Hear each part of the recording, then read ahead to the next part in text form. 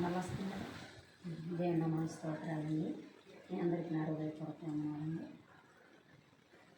దేవాది దేవుడు మరి మన మధ్యన చేసిన నేను బట్టి ఆయనతో కోట్లాడి కృతజ్ఞతాస్తుతులు చెల్లిస్తున్నాను.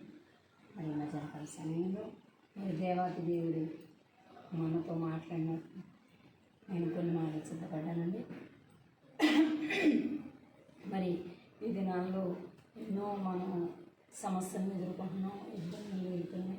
ఎన్నో ఎలాంటి పరిస్థితులైనా జయించే శక్తిని దేవుడు మనకు అనుగ్రహించగల సర్వాధికారి. ఎందుకంటే నేను అనుభవించి ఉన్నాను. అది మనము ఎలాగైతే దాన్ని పరీక్షణ చేసుకోగలుగుతామో అది నేను ఉపవాస ప్రార్థన వల్ల జయించానండి. కొన్ని విషయాలకి కొన్ని సమస్యలని, కొన్ని ఇబ్బందులను ఇరుకులన్నింటినీ కూడా. మరి దేవాది దేవుడు ఈరోజు మనతో మాట్లాడబోయేది ఏంటంటే, యోవేలు గ్రంథంలో దేవాది దేవుడు మొదటిగా మాట్లాడింది. మరి కొన్ని విషయాలు కొందరు స్త్రీల గురించి మాట్లాడుతున్నాను. అక్కడ యోవేలు గ్రంథంలో మొదటి 2వ అధ్యాయం 12వ వచనంలో, ఇప్పుడైనా మీరు ఉపవాసం నుండి కన్నీరు విడిచుచు దుఃఖించుచు మనోపూర్వకముగా తిరిగి రండి అంటున్నారు.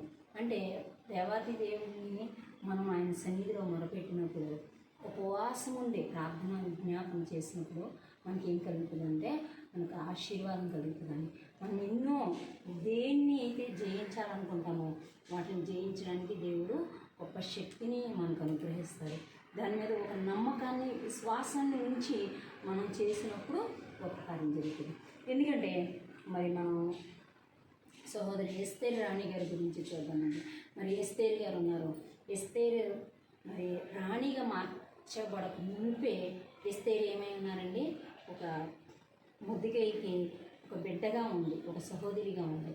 అయితే దేవాతి దేవుడు ఎస్తేరుని ఎన్నుకొని ఏర్పరచుకొని ఒక రాణిగా చేశారండి. ఎస్తేరు రాణిగా చేశారు. ఎస్తేరు రాణి అంటే మరి గొప్ప మహారాజులకే ఆ రాజ్యానికే ఒక రాణిగా నిలబెట్టుకున్నాడు.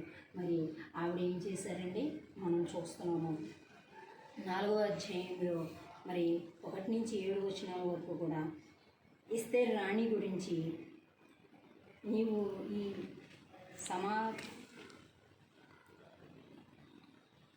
సమయాన్ని బట్టి రాజు యొక్క ఎస్తేరు అతను అక్కడ ఉన్నట్లు చూస్తున్నామండి.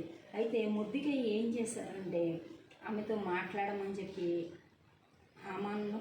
హామాను గురించి ఎంతగా తెలుసు కదండి మనకి. హామాను మొర్దెకై ఏం చేశారండి, హామాను ఏం చేస్తున్నాడు, మరి ఆ రాజ్యం అంతా తను తీసుకోవాలని చెప్పేసి 127 సంస్థానాలను కూడా తన ఆధీనంలోకి రావాలని చెప్పి యూదులందరినీ హతము చేయమని చెప్పేసి ఒక ఆజ్ఞ ఇది రాజుగారి దగ్గర నుంచి ఆయన ఏం చేశారంటే ఒక కుట్రతోనూ ఆయన మరి యూదుల మీద ఉన్న పగతో మరి ఏం చేశారంటే హామాను తీసుకెళ్ళి మరి ప్రకటించడం జరిగిన తర్వాత మరి మొర్దెకై ఎంతో విచారణ పొందారండి. ఎంత బాధపడ్డారంటే అసలు తాను దేవునికి సమర్పించేసుకొని మరి బూడిదలో ఉండి తన గోని పట్ట కట్టుకొని మరి రాజు సమూహం ముందు ఆయన గుమ్మము దగ్గర ఉన్నట్లు మనం చూస్తున్నామండి. రాజు సమూహంకి ఎవ్వరూ రావడానికి వీలు లేదని చెప్పేసి రాజు ఏం చేశారండి, శాసనాన్ని కూడా ఆజ్ఞాపించారు. ఇవన్నీ జరుగుతున్నప్పుడు ఎస్తేరు రాణి ఎంత దుఃఖపడుతుందో ఆ 4వ అధ్యాయం అంతా మీరు ఒకసారి ధ్యానించండి, చదవండి, మీకు అర్థమవుతుంది.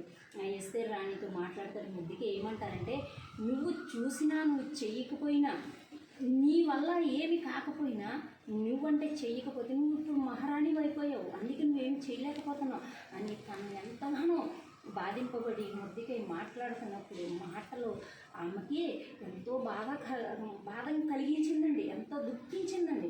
అప్పుడు ఆ దుఃఖం అంతా కూడా దేవుని సన్నిధిలో మొరపెట్టుకున్నాను. మరి మొర్దెకైతో అనేక మార్లు అనేక మార్లు ఏం చేస్తుందంటే ఆవిడ వర్తమానం పంపుతానే ఉందండి మొద్దికాయ దగ్గరికి. బట్టలు కొట్టుకోమని చెప్పేసి బట్టలు కూడా ఇచ్చి పంపితే బట్టలు కూడా తీసుకోరండి మొద్దికాయ తీసుకోకుండా ఏం జరుగుతుందని చూడాలని ఎంతగానో చూసినప్పుడు అప్పుడు మొద్దికాయతో మాట్లాడుతుంది. నేనే 30 దినాల నుంచి నేను రాజు దగ్గరికి వెళ్ళలేదు, ఇలా ఉంది, ఆ శాసనం పెట్టారు అని చెప్పినప్పుడు అప్పుడు ఏం చేస్తుంది, నువ్వు కాకపోతే ఏం చేయాలని ఆమె ఆలోచించుకుంటుంది. అప్పుడు ఆ దేశం అంతా కూడా ఏమంటే సమకూర్చి సమాజ మందిరములను సమకూర్చి ఉపవాసం ఉండుటకు 3 దినాలు ప్రకటన చేయమంటారండి. యూదులందరికీ సమాచారం అందించమంటారు. అప్పుడు సమాచారం అందించిన తర్వాత ఆమె ఎక్కడుందండి, రాజకోటలో ఉంది, రాజు దగ్గర ఉన్నది. అటువంటి రాణి ఏం చేసిందండి, ఉపవాసం ఉండి తన చెలికత్తెలతో అంటే తన పనికత్తెలతో కూడా ఆమె కలుసుకొని ఆమె ఏం చేస్తుందంటే 3 దినాల ఉపవాసము ప్రకటించిందండి. ఆ 3 దినాల ఉపవాసము ప్రకటించిన పిమ్మట రాజు దగ్గరికి వెళ్ళడానికి నేను నశిస్తాను, నాకేం పర్వాలేదు, నా రాజ్యాన్ని కాపాడుకోవాలి, దేవాది దేవుడు ఆమెను ప్రేరేపణ కలిగించి ఆమెతో మాట్లాడి మరి మొద్దికాయ ఎంతగానో ఆయన ఉపవాస ప్రార్థన ఆయన గోనె బట్టి కట్టుకున్నారండి. మరి గోనె పట్ట దేనికి సాదృశ్యంగా ఉందండి, శ్రమకు సాదృశ్యంగా ఉంది. మనం చూసుకుంటాం ఈ 40 దినాల ఉపవాస కోరికలు అని చెప్పేసి అనేకమైన విధాలుగా మనం ప్రార్థనలు చేస్తూ ఉంటాం. ఏంటంటే మనకి ఈస్టర్ వస్తుంది, మరి ఇలాంటి ప్రతి ఒక్కటి మనం చేస్తాం. అయితే మన ప్రభు అయిన యేసుక్రీస్తు కూడా మరి 40 దినాలు ఉపవాసం ఉండి ఆయన ఆ కొండ ఎక్కినప్పుడు సాతానుగాడు ఎంతగా శోధిస్తాడండి మన ప్రభు అయిన యేసుక్రీస్తు. మనం చూస్తున్నాం, మత్తయి సువార్తలో చూస్తాం, లోకాసు వార్తలో కనబడతాయి ఆ మాటలన్నీ కూడా. మరి ఇలాంటి ఆ శోధింపబడినప్పుడు కూడా దేవుడు ఏం చెప్తున్నాడండి, మనుషుడు రొట్టె వలన కాదు దేవుని నోటి నుండి వచ్చి ప్రతి మాట వలన జీవించను అన్నాడు. అటువంటి శక్తివంతమైన మాటలు ఎప్పుడు మనకు కలుగుతాయి అంటే మనం ఉపవాసం ఉండి మనల్ని మనం నలగొట్టుకుని ప్రభువునందు ఆయనతో మనం చేరినప్పుడు తప్పక దేవుడు ఏం చేస్తాడంటే మనకి ద్వారాలు తెరుస్తాడండి. ఎటువంటి సమస్యనైనా, ఒక యవ్వన బిడ్డల సమస్య అయినా, లేకపోతే బిడ్డల సమస్య అయినా, కుటుంబంలో అనేక మంది అనేక విధములైన శోధనలతో, ఇబ్బందులతో, ఇరుకులతో ఉన్నారండి. ఈ లోకంలో ఏది కూడా మంచిగా కనపడట్లేదండి మనుషులకి. అయితే మంచిని వెతకడానికి ప్రయత్నం చేయాలంటే మనం ఏం చేయాలంటే మనకు కలిగింది, మనం చేయగలిగినది మనం ఇలా ఎస్తేరు గారు ఎలాగైతే, ఎస్తేరు రాణి ఎలాగైతే ఉపవాసం ఉండి తన పనికత్తెలతో మరి ప్రార్థన విజ్ఞాపన తన సమాజ మందిరంలో కూడుకొని ఎలాగైతే ప్రార్థన చేశారో అట్టి ప్రార్థన విజ్ఞాపన మనం కూడా చేయాలండి. ఎందుకంటే మనకు దేవుడు ఇచ్చిన గొప్ప భాగ్యం అండి మనందరికీ. మరి ఎస్తేరు రాణి గారే 127 సంస్థానాలను కాపాడగలిగిందంటే మరి ఆ యూదులందరినీ కాపాడగలిగిందంటే మన వాక్యం ధ్యానించినప్పుడు మనకు కనపడతాయండి. 120,000 మంది పైబడి ఆమె కాపాడడానికి ఒక్క స్త్రీ ఎలాగండి, ఒక మొద్దుగా ఏం చేశారంటే ఆమెను ప్రేరేపించారండి, ఆమెతో పోరాడాడండి. మొద్దుగా కూడా హామాను మనకి ఎలా చేస్తున్నాడు, ఎంత హాని జరిగిస్తున్నాడు, మనం యూదులని చూసి యూదుల మీద పగపట్టేశాడండి. అప్పుడు ఆమె చేసిన గొప్ప కార్యం ఏంటంటే దేవుడు ఆమె ద్వారాగా కార్యం జరిగించుకున్నాడు. అన్ని ప్రాణాలండి, ఇవన్నీ నశించిపోయే ఆత్మలే కదండి. ఏ ఆత్మైనా నశించడం మనకి ఇష్టమా అండి? దేవాది దేవునికి ఇష్టం లేదు. ఏ ఆత్మ నశించడం దేవుడికి ఇష్టం లేదు. మన ప్రభు అయిన యేసుక్రీస్తు మాట్లాడుతున్నాడు, నశించిన దాన్ని వెతికి రక్షించడానికి మనిషి కుమారుడు భూమి మీదకి వచ్చి ఉన్నాడని చెప్తున్నాము. మరి అయితే దీనిని మనం నమ్ముతున్నామా, విశ్వసిస్తున్నామా? నమ్మి విశ్వసించినప్పుడు మనం పశ్చాత్తాపడి దేవుని సన్నిధిలో అదేనండి. ఇక్కడ మరి ఏవిఎల్ గ్రంథంలో కూడా ఏం మాట్లాడతారంటే 2వ అధ్యాయము 13వ వచనంలో కూడా ఏం మాట్లాడతాడంటే ఆయన అంట కరుణామయుడు అంటండి, శాంతమూర్తి అంటండి. ఆయన ఎంత గొప్ప దేవుడు తెలుసండి. ఆయన మన హృదయాన్ని చింపుకోవాలంటండి. వస్త్రాల్ని మీరు చింపుకోవద్దు, మీరు హృదయాన్ని చింపుకొని దేవుని సన్నిధికి వచ్చినప్పుడు ఆయన తప్పక మన గొప్ప కార్యాలు మనం చూస్తామండి. ఆయన సూచక క్రియలు చూస్తాం, అద్భుతాలు చూస్తాం, స్వస్థతలు చూస్తాం. ఏదైతే మనం ఆశిస్తున్నామో ఆ ఆశ, ఆ కోరిక నెరవేర్చే సర్వశక్తిమంతుడండి. మన పక్షాన దేవుడు మనతో ఉన్నాడండి. ఆయన కరుణా సంపన్నుడు. కాబట్టి యెహోవా దేవుడు, దేవాతి దేవుడు మనల్ని చేవిడిచేవాడు కాదండి. మనం నమ్మాలండి. మొదటిగా మనం నమ్మాలి, విశ్వసించాలి. విశ్వాసం ఉంచినప్పుడు మనం ఆయన మీద దృఢమైన విశ్వాసం ఉంచినప్పుడు ఎలాగైతే 12 సంవత్సరాల నుంచి రక్తస్రావణం కలిగిన స్త్రీని దేవుడు ఎలాగ స్వస్థపరిచాడో అట్టి స్వస్థతను, అట్టి భాగ్యము దేవుడు మనకిస్తాడండి. ఎందుకంటే నీ వింటున్న ప్రతి ఒక్కరికి దేవుడు సహాయం చేస్తాడు, గొప్ప కార్యాలు చేస్తాడు. మీరు నమ్మండి, అంతే నమ్మండి, విశ్వసించండి. మరి ఎస్తేరు రాణి చేసినంత గొప్ప త్యాగం మనం చేయలేకపోయినా కనీసం 3 రోజులు ఉపవాస ప్రార్థన, మన దేవుని సన్నిధిలో ఎక్కడ ఉపవాస ప్రార్థన జరుగుతున్నా, లేదంటే మీకు మీరు ఉపవాసం ఉండడానికి ప్రయత్నించండి. ఒక్క దినమైన ఉపవాసం ఉండి ప్రార్థన చేస్తే మన అవసరతలు తీర్చబడతాయి, మన కార్యాలు దేవుడు జరిగిస్తాడు. ముందు మనం ఒక అడుగు వేస్తే మనకి అనేకమైన అడుగులు దేవాతి దేవుడు మనతో వేస్తాడు. అంటే మనతోనే ఉన్నాడు, మనలోనే ఉన్నాడు దేవాతి దేవుడు. కాబట్టి మనం ఏ విషయంలో కూడా అధైర్యపడే వారిగా ఉండకూడదండి.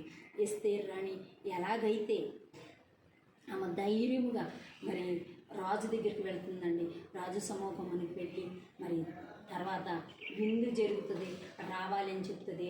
హామానుని మరి రాజుగారిని కూడా ఆహ్వానిస్తుంది. ఆ పిమ్మట మరి ఎన్నో జరిగినాయండి. మరి అద్భుతము అక్కడ చేశాడు కదండి రాజు. హామాన్ అనుకుంటాడు, ఇంక ఇవంతా కూడా నాకే సన్మానం చేయాలి. ఎన్నో చుట్టలు రాయబడి ఉంటాయండి. దాంట్లో రాజుని ఎలాగా ఎప్పుడు ఎవరు కాపాడారంటే మొద్దుకై ఒకసారి కాపాడతాడండి. అది ఎప్పుడు రాసి ఉంది, ఎక్కడ రాసి ఉందని చెప్పేసి మొద్దుకై గురించి ఆయన వింటాడు. ఎస్తేరు రాణి చెప్తుంది, అన్నీ జరుగుతాయి. ఇవన్నీ అయిపోయిన తర్వాత అప్పుడు ప్రాణహాని నుంచి కాపాడినట్లు ఆయనకి తెలియదండి. ఆయనకి ఎవరు కాపాడారు అనేది ఆయనకి తెలియదు. కాబట్టి అప్పుడు ఏం చేస్తారంటే ముద్దుగా హామానుని పిలుస్తారు కదండి. హామాను మరి రాజుగారిని ఎస్తేరు రాణి ఆహ్వానిస్తుంది భోజనానికి. వచ్చినప్పుడు హామాన్కి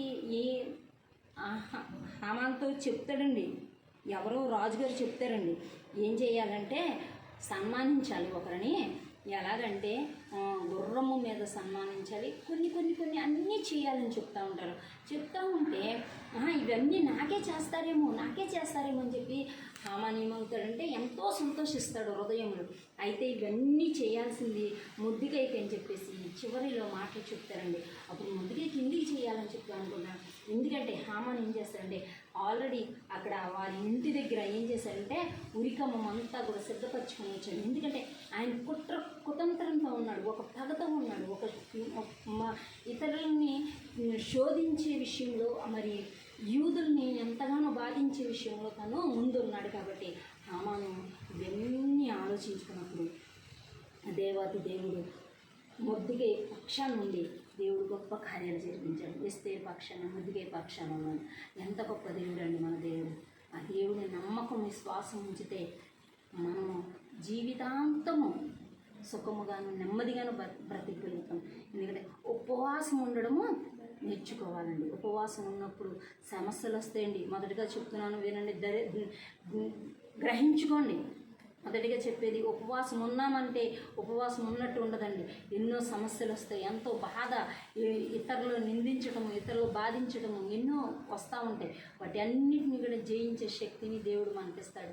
మొదటిగా ప్రార్థన చేసుకొని నేను ఉండగలిగినా లేనా అని దేవుణ్ణి అడిగి మీరు ఉండడానికి ప్రయత్నం చేసినప్పుడు దేవుడు గొప్ప కార్యాన్ని మన ఎడలు చేస్తాడు. మరి అటు కృప మనందరికీ తోడే ఉండి నడిపించును గాక. ఆమేన్, ఆమేన్, ఆమేన్. తండ్రి, కుమార, పరిశుద్ధాత్మ త్రియేక దేవుడు అనే సదాకాలం మనకు తోడే ఉండి నడిపించును గాక. ఆమేన్. మీ అందరికీ నా వందనాలండి. లైక్ చేయండి, ఇష్టపడితే మీరందరూ షేర్ చేసి చేయాల్సిందిగా కోరుతున్నానండి. మీ అందరికీ నా హృదయపూర్వకంగా మరొక వీడియోలో కలుస్తాను.